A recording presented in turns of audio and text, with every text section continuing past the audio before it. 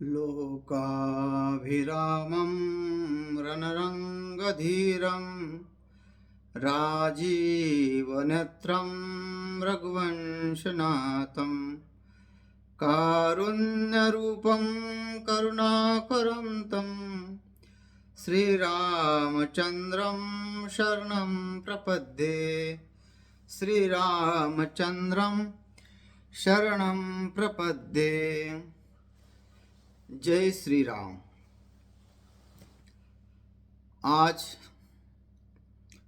22/1/2024 बड़ा ही सनातन धर्म के लिए सौभाग्य का दिन है। आज हर्ष और उल्लास के साथ सब लोग प्रफुल्लित हैं कि आज रामलला अपने जगह स्थापित हो जाएंगे। हमारा सनातन धर्म किसी की भी उपेक्षा नहीं करता है, सबको साथ लेके चलने वाला और सबका कल्याण करने वाला है। हमारे वैदिक धर्मों में ऐसा कहीं भी नहीं है कि जहां राग और द्वेष के लिए कोई जगह दी हो। हमारा वेद सबके लिए शुभचिंतक है। सर्वे भवन्तु सुखिनः, सर्वे सन्तु निरामया, सर्वे भद्राणि पश्यन्तु, मा कश्चित् दुःख भाग् भवेत्। यहाँ किसी भी सामुदायिक वाचक धर्म के लिए ऐसा उल्लेख नहीं आया है कि सर्वे भवन्तु सुखिनः, उसके अंतर्गत जितने भी प्राणी मात्र इस भूतल पर स्थापित है उनके कल्याण के लिए सब प्रकार से वेद घोषणा करता है। तो ऐसा वैदिक सनातन धर्म ही परम पवित्र और सांस्कृतिक है। इसके संस्कार मनुष्य जब अपनाता है उसका जीवन दिव्य बन जाता है और वो अमृतत्व को प्राप्त करता है। असुतो मां सद्गमय, तमसो मां ज्योतिर्गमय, मृत्युर्मा अमृतम गमय। वो मृत्यु को त्याग कर या मृत्यु के ऊपर विजय प्राप्त कर अमृत को प्राप्त होता है।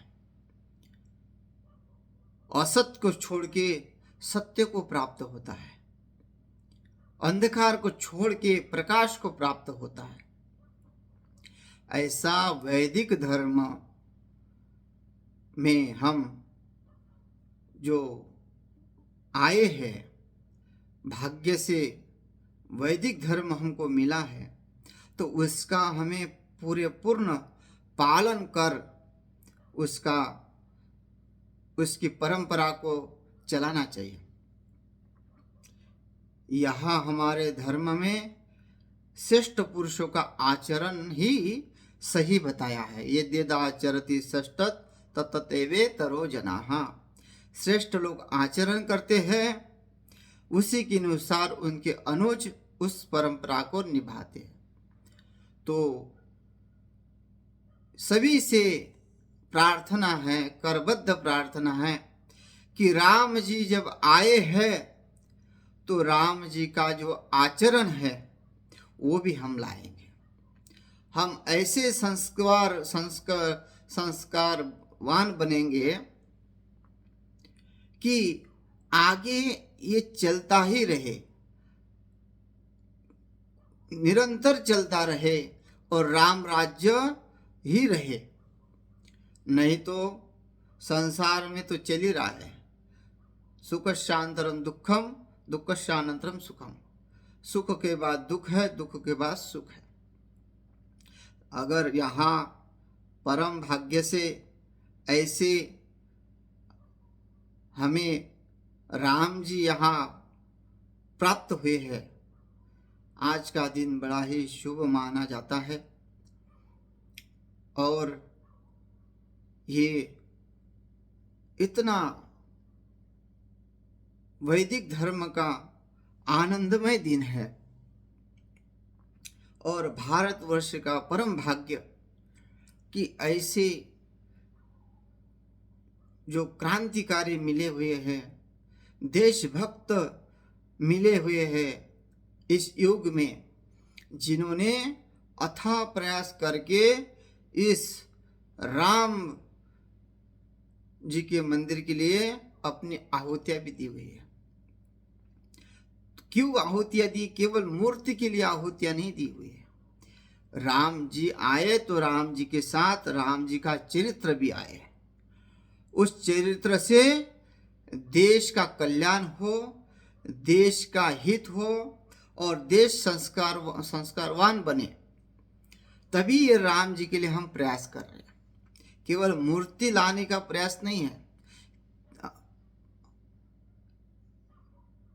राम जी आएंगे तो राम जी का चरित्र भी आएगा, राम जी के संस्कार भी आएंगे और वैदिक धर्म जो है पुष्ट हो जाएगा। जो वैदिक धर्म को क्षति पहुंची है, हमारे परंपरा को नष्ट कर दिया गया है, गुरुकुल को जो है ध्वस्त कर दिया गया है और ये जो है बाहर पश्चात परंपरा को प्रचलित किया गया है, उसके ऊपर थोड़ा विचार करके अपने वैदिक धर्म को ही स्थापित करके अगर हम प्रयास करते हैं वैदिक धर्म के स्थापना के लिए, तो हमारा राम जी का लाना सार्थक हो जाएगा।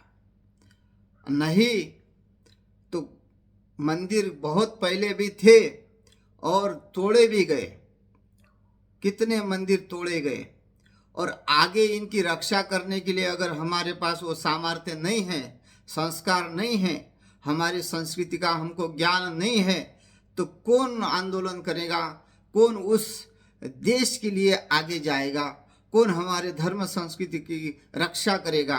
इसके लिए राम जी लाए हैं तो राम जी का चरित्र भी लाना जरूरी है। घर घर में एक राम होना जरूरी है, तभी हर घर में राम राज्य आएगा, हर घर में आनंद उत्सव मनाएगा। या किसी एक धर्म की बात नहीं हो रही है, क्योंकि हमारे वेद एक की बात नहीं करते, सबको साथ लेने की बात करते हैं, है ना। सर्वे भवन्तु सुखिनः क्यों कहा? यहाँ किसी व्यक्ति विशेष का नाम नहीं लिया। तो ऐसे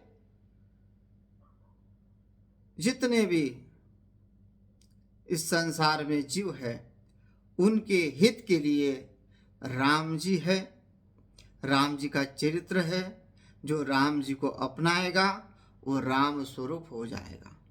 इसलिए कि ये आनंद का दिन है, उस आनंद के दिन को याद रखते हुए इसको हर दिन एक जैसा माना जाए और परंपरा को ध्यान में रखते हुए वैदिक धर्म को पुष्ट किया जाए, तभी हमारा जीवन सार्थक हो जाएगा।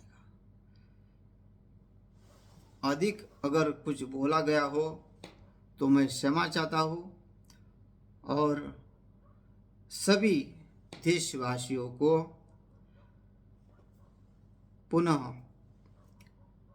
श्री राम जी की उपस्थिति होने के लिए मैं बहुत बहुत बधाई देता हूँ, शुभकामनाएं देता हूँ।